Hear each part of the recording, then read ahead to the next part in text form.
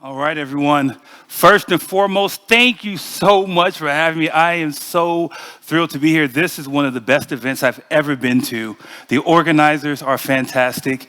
You are fantastic. The speakers, everything. So please, let's just give a big round of applause to the entire team. All right, I'm going to warn you about something. I'm going to warn you right now. I'm a very needy speaker, meaning I ask a lot of my audiences. So the first thing I will ask is that if I call out to you and say, repeat something or say something, it's totally okay. I want you to do it, okay? It's not rude at all. It's that I want you to. The second thing is, I want to see if we can do something together to get warmed up. Can I get you to do your hands like this? Yes, I want the sound of like paper running together. And then on the count of 3, we will clap. One giant clap on the count of 3. 1, 2, 3. Can you feel the power? Isn't that fantastic? Today we're talking about going beyond code assist. We're talking about going beyond code assist because if you see these 2 letters, you get a lot of feelings. Some people feel excited. Some people roll their eyes. They're just so AI again. And then some people might feel this, fatigue. You might just be a little tired because you can't open up the internet without seeing something about AI. There's a new model, there's a new tool, there's something happening all the time. And it gets tiring because, listen, you're not alone, okay? You're not alone. I feel this fatigue sometimes. You see statements like this. There's another 7 gajillion trillion parameter model. Outperforms the PhD rocket scientist. Now first, what does a 7 billion parameter model even mean? 7 billion parameters, if I see a function with 7 billion parameters, that's kind of fit. That's a code smell, right? It's like, wait a minute. It's a code smell. But I'll be honest with you. As AI continues to grow and get better, it's okay if you feel a little afraid. Anybody else feel afraid about their jobs? It's okay to be safe. This is a safe space. It's okay to be honest. Some people are saying, I never feel afraid. I am a 10x engineer, a 100x engineer, but I'll be honest with you. As these models get better, the things that I thought I was the only one that could do them is now changing. I used to think that engineering was only for humans, writing code only for humans. And now models can write more code. You see, I'm tired of being worried about my career. I feel fatigue. I'm tired of thinking about if I'm going to have a job in 2 years. I'm tired of thinking about, will the next model be better than me? Anybody else feel that before? They're worried that the next model just might be so good that it's actually better than me, and then they won't need me anymore. And that's real. I'm being completely honest from my heart. I feel this. Because the voices are loud. You have technical leaders, CEOs, CTOs, all saying coding is cooked. You've seen it. They said we won't need engineers in 5 years. Something happened this week. Shopify, huge company. What did the CEO say? Use AI for everything. We won't hire new people if AI can do that work. That's scary to me. If I'm being honest, that's scary to me. I love this job. Anybody else love this career? You see, for me, this career changed my life. Obviously, I'm from the US. I don't know if you can tell by my accent, but in the US, I grew up in a poor neighborhood. My parents did not have a lot of money at all. They saved enough money to get me an IBM PS1 computer. It could not run Windows. It only could run an old version of DOS. But I loved what it meant for me. And using that computer opened the road, it opened the doors for me to do this work. I love this job. And the idea that people are thinking that we won't be needed anymore causes me a lot of stress, a lot of anxiety, because I'll be honest with you, when we think about AI coding assistants, it's very easy for us to say, oh, it's AI slop. Look at this bad example. That cat has 5 eyes, right? But you got to think about the first versions of the code. If you think about the first versions of the code, maybe 3 or 4 years ago when OpenAI showed those first Python functions, you all probably saw those functions and thought, they'll never be good as me. Never. Nothing to worry about. Then the next year, the code got better. Then the next year, it got even better. And if you think about this year, people can build entire applications without knowing how to code. So while AI may not be perfect, it may not be better than you, it is changing the way the world works. And that's what we have to accept. It's changing. This is not a fad. See, calling it AI slop just makes me feel better. Because then I don't have to acknowledge that there is usefulness in these tools. Anybody been there? You don't have to raise your hand for that one. I know that was a little personal. I'll be honest with you. But for me, if I can point out the flaws in it, then I don't have to take it seriously. But friends, that's not the whole story. Things will change. We have to accept that as engineers. And they've changed before, but things will change. Okay? But this is the hope that we as the engineering world have some control over how they change. We have influence. We still have power. We get to direct this giant ship that we're on. We get to direct it. We get to help influence what happens next. Let me tell you more about this. There's this new idea of an AI engineer. Now, I'm going to be honest with you. There was one point when AI engineers were mythical creatures to me. Right? Because we all knew that there were people out there who worked on ML and they worked on recommendation engines, but you never met them. Right? They were always in a research laboratory. You know, some university's like, oh yeah, we have just come up with a way for a computer to write its own function. And you're like, oh cool, all right, go ahead, nerds. You know, it's fine, it's fine. And now, I'd argue that we'll all become AI engineers to some degree. Whether you like it or not. All right? And I understand that feeling that someone said, I didn't get into this to be an AI engineer. I got in this to make web apps or to do other things. Well, the way the world's changing, we're all going to be a part of the AI story. And why should you care?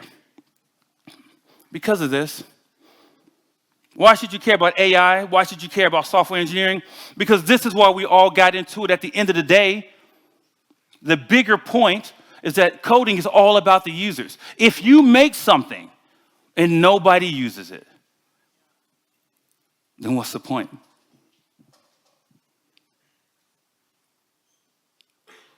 Would you build a chair that no one will ever sit on? Would you build a house that no one would ever live in? No, you build apps for users.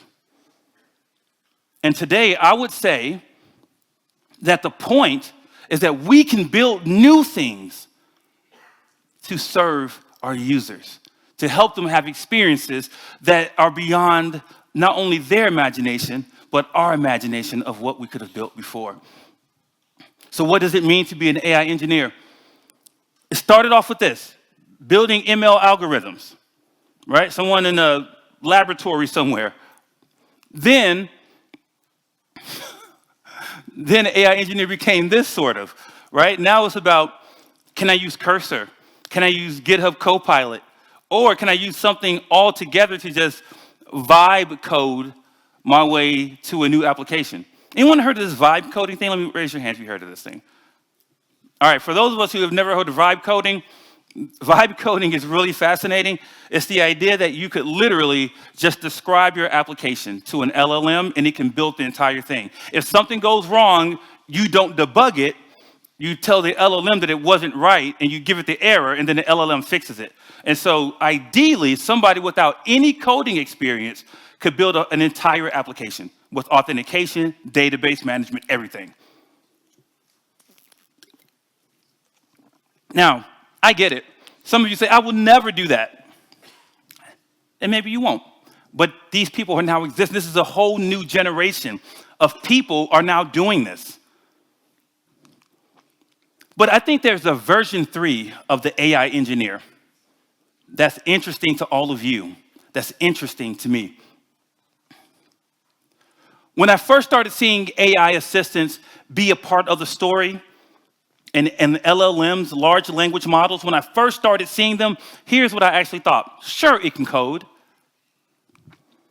but I'm smarter and faster. Right? We feel that. Yeah. We feel that. Yeah. Everybody's so quietly like, yes, exactly. I'm smarter and faster. And then, like I told you before, the models continue to improve. And then it became, right? And then the models continue to get better somehow. And now it's becoming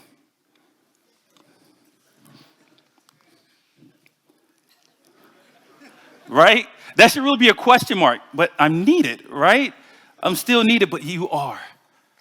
You are needed. And we're going to get to how that, so we're going to get to the answer to that question. So let me ask you a different question. Who's afraid of the big bad model? Me at first. Can I be honest? Can I be transparent? And I know some of you are thinking, but I know where you work, Mark.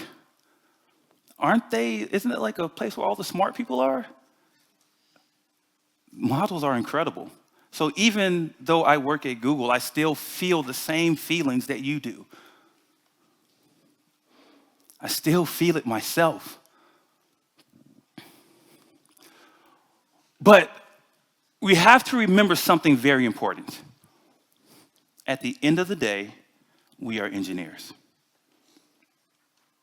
And our core competency is not code. Could somebody yell it out? What do you think our core competency is as engineers? Yes, please. Solving problems. That's what makes you special. Your ability to solve a problem. Now, my wife is here, and she has to listen to me talk all the time, and I know it's annoying. And I always say something that I think is true. So it sounds a little arrogant, but I always say, because I'm a problem solver, I could have also been a doctor, right? Or I could have been a lawyer, or I could have been a plumber, or I could have been a construction, architect. Why? Because those are just problems with different tools. That's all it is, but it's still a problem. And it is your brains that when you see a problem, you automatically think, how can I solve this? What are the tools available to me to answer this? So if I was a doctor, I would see someone who was sick, and say, what are the tools available to me to solve this person's problem? Because I'm an engineer at the heart. See, that is my brain. That is your brain. That is how you think. That is how you work. That is what makes you special.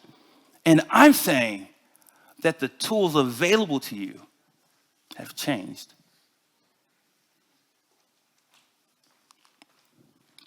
Check this out. Models can do incredible things.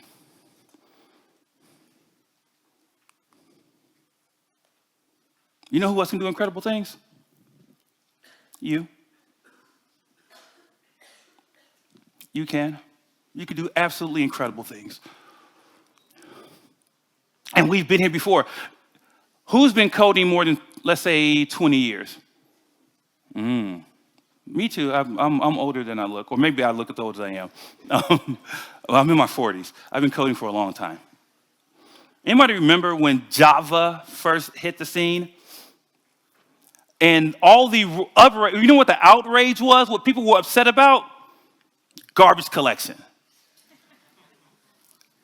Because the C++ engineer said, there's no way you could build applications where you can't manage the garbage collection. It does it on its own, no way. It can't be used for mission critical applications. Remember that story? It can't be used for important things. It's going to be a toy language. And now what is Java? One of the most powerful business languages in the entire world. So we've been here before, and what do? We adapt, we adjust. So listen, I have a small joke. What's something that releases faster than AI models?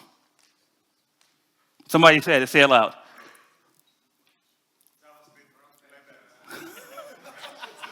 Wait, JavaScript frameworks. I like this joke.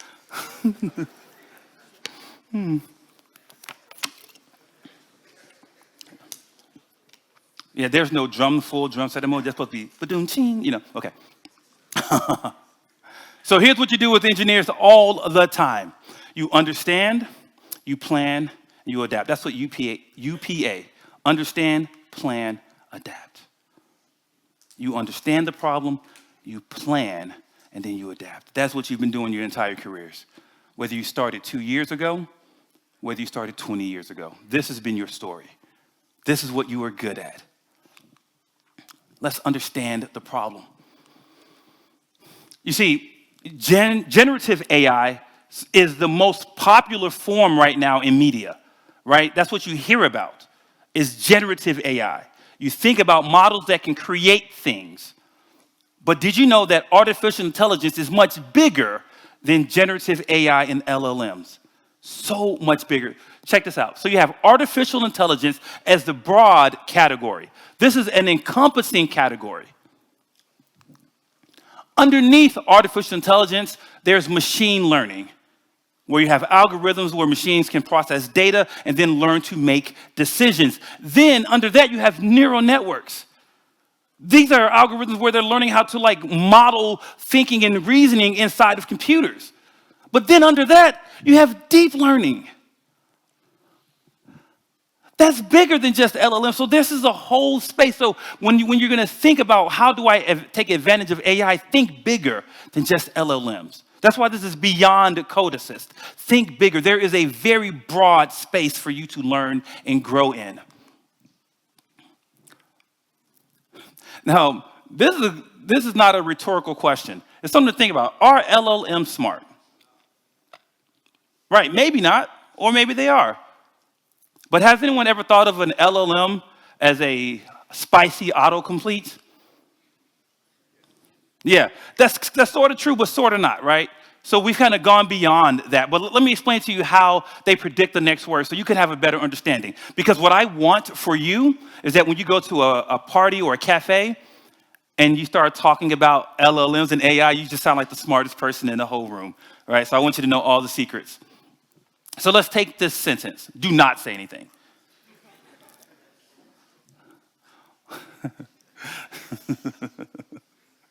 So if you were to see, so if the LLM sees this sentence, it has to figure out what the next word is. So let's see what some options are.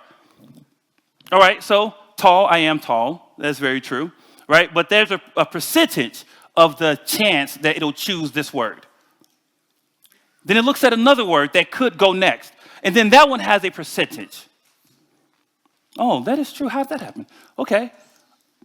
And then there's another word that it has a percentage.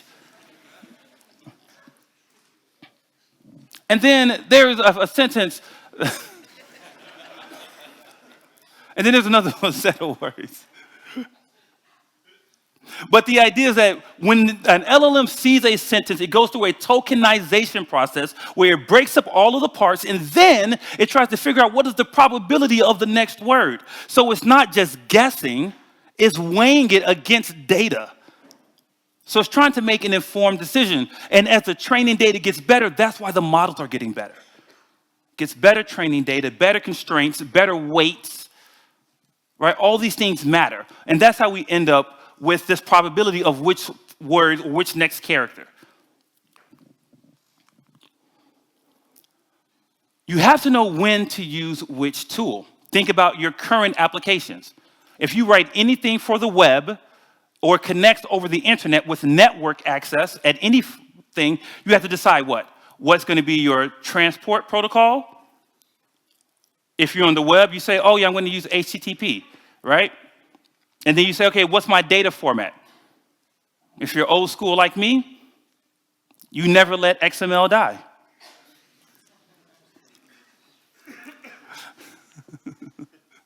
Or maybe you say JSON. But is one wrong, is one right? Or is it more of a choice of when to use which? That's what we're thinking. Still think like an engineer. Then, I want you to just remember that this field continues to evolve. It's just going to get more and more. There's more and more options, more and more space for you to continue to learn and grow. When I first started working, I finished university, got my first job. You know what I did? Like many of you, I had those giant O'Reilly books. Java in a nutshell, right? Or all these different books. I kept them in my book bag. Why did I do that? Because I was learning and growing, because I knew that as much as I had learned, there was what? Still more to learn. AI is not just this small space of generative AI. That's not even the whole story. Let's talk about planning. We got to learn how to build applications that use AI workflows and that are AI powered. This is my advice to anyone in this field. Think about these two parts, AI workflows and use AI systems. Let me explain what I say about an AI workflow. See, the AI workflow means, how much AI are you using? So for myself, for example, how do I use AI in my everyday work? Often, I have a Gemini window open, and I ask it questions about the work that I'm doing.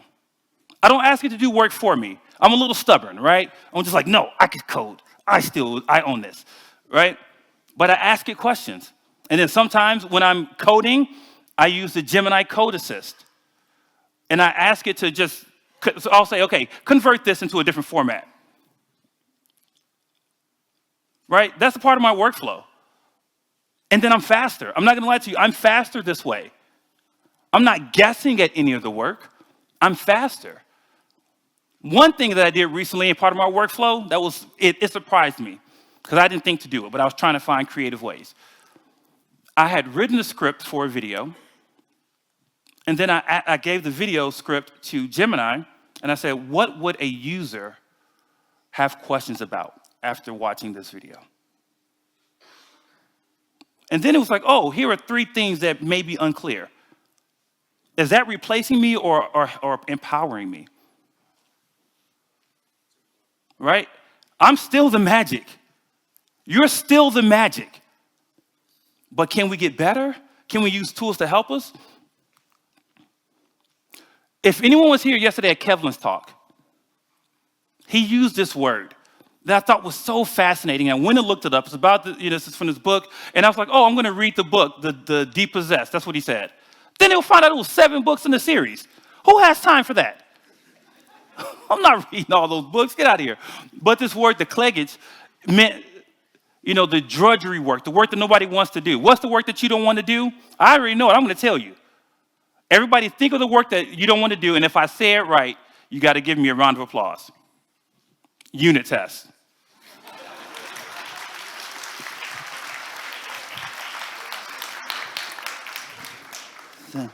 Thank you. But seriously, think about it. Think about your backlogs at work. Think about all the technical debt at work. And it's not because you are unable of doing it or incapable. It's because of what? Time. Time. You run out of time. Think about how your software could be more complete. Think about that. Because who benefits when you have more complete software? Your users. There's more to the story, friends. Now we got to talk about adapting. See, the only thing that is constant in this whole world right now, with the way tools are rapidly evolving, is that change. Things are just going to keep changing for you. They're just going to keep changing. And you have to embrace that. It's just going to keep changing. And this is a hard thing to accept, but I need you to open your hearts to this statement, that the least interesting thing about you will be your ability to code. At one point, being the most talented software engineer in the room because of your coding ability was almost like job security, right? You're the person on your team that can solve this. When somebody gets stuck, you're the one that gets the Slack message in the middle of the night, like, I'm so sorry to bother you. I'm so sorry, but listen, I need help. I know you know this. And you're like, oh, of course, haha. You know, and then you answer the question, and then you go sip some tea or some coffee. You're so proud of yourself. But now that skill of coding is more widely available. I had a TypeScript error yesterday that I could not figure out. Could not figure this TypeScript error out, and I was actually trying. Who can figure out any TypeScript typed errors? Nobody. But I was really trying. And you can say, oh, Mark, that's a skill issue. Maybe it is. Maybe it is a skill issue. But you know what? With my super-powered AI assistant, I asked it what was going on. And I got an answer. And I read the answer. I didn't just like copy it over. I read it because guess what? If I get stuck again, I want to know what to do. You see, that's the magic. Knowing what to do is what's so interesting about you.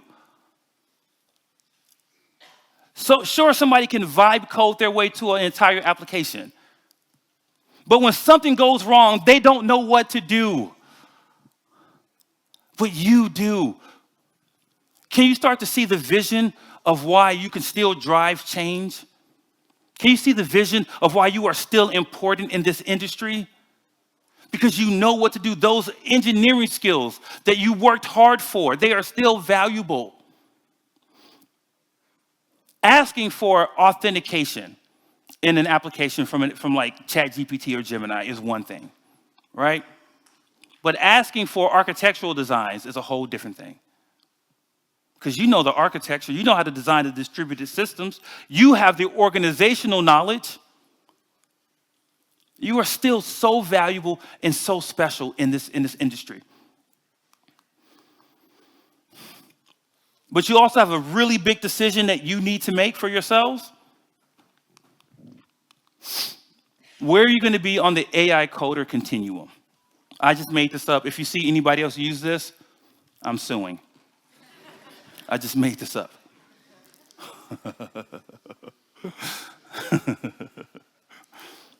Sorry.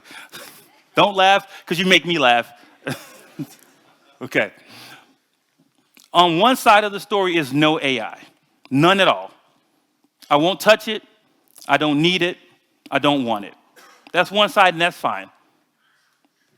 On the other side is vibe coding, where you don't even think about your code anymore. All you do is just prompt. There are people all throughout this spectrum, this continuum. You decide where you're going to be. Now, as I've had more experience with AI tooling, I'm a little bit more toward the middle, because I don't want to do the boilerplate anymore. I don't want to spend any time trying to remember the exact CSS grid like syntax. I know what it is. You see the difference? I know what it is. I know when it's appropriate. But if I have a lot of work to do, am I really going to spend my time doing 1FR, 2FR, 0.5? Am I going to spend my time doing that? Or am I going to work on the interesting problems that we're trying to solve? So find out where you are on that thing. Because I think the new value for you as developers falls in these categories. Having the skills of architecture, design patterns, and system design and integrations. I think the first two may be a little obvious. You're like, of course, architecture and design patterns. But what about the integrations? Where does that come in? Well, think about it. As we build more and more agentic systems, these ideas where these agents are working together and they're running your systems, you got to be able to integrate those things. Your integration skills and understandings will be so valuable. So that'll be a part of your story. I feel like this is the bigger picture for us now. Sure, you can code for the love of it. Absolutely, and you should. We have the ability in society to mass produce furniture, right? Like you can go to a store and they have factories that produce tables faster than any one human can do at all. But you know that, at least for me, I'm still learning how to do woodworking anyway, just because I love it. I love the idea. I do my own gardening sometimes because I just love it. So you can still code for the love. But when you think about your value add, it has to be bigger than just the keys you type on the keyboard. It has to be bigger than that. Last thing I'll say about adapting, you got to also imagine this world where your non-technical team members can start to solve problems in applications. Think about a product owner or a project manager who's come to you many times. Can you please change the color of this button? Please. And what do you say? I'll get to it. I have a much bigger problem that I'm working on. Our connection to the server is not working, and all you care about is this button, right?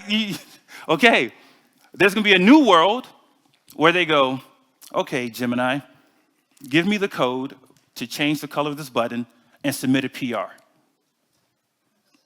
We're already there now. That's possible. It's already possible, and it's going to start happening more and more. So again, your ability to write code is going to be the least interesting thing. But your architecture, your design skills, your institutional knowledge about the company, all those things will continue to make you valuable, friends. You got to understand, plan, and adapt.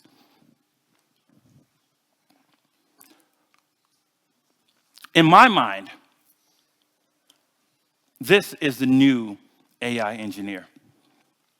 The next-gen engineer uses the tools available to create experiences to delight their users.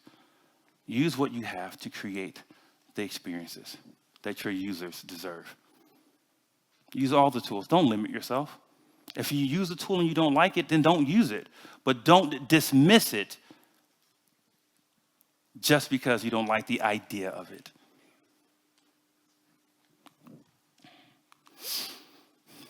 See, I don't like this. The race to replace. Meaning it feels like this. I don't know if anybody else feels it, but it feels like there's this race with, leaders in the industry. They want to replace us all with AI agents. Get out of here with that. I think there's something better that they should be thinking about. Because it's not the time for the race to replace. It's the hour to empower. That's when you clap, oh yeah.